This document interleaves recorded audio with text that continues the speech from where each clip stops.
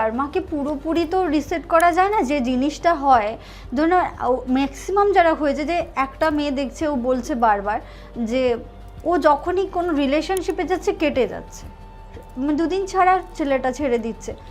এখন সবাই বলবে এটা নর্মাল, মানুষ বিশ্বাসযোগ্য না, কিন্তু ওর পাশাপাশি ওর দিদির কিন্তু খুব ভালো হ্যাপি ম্যারিড লাইফ আছে।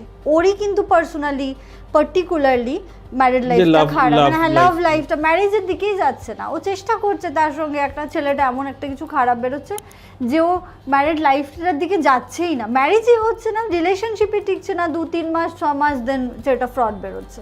ও বলছে তার মানে দিদির তো ইস্যু হয়নি, তাহলে আমার হয়েছে, তাহলে আমাকেই দেখতে হবে।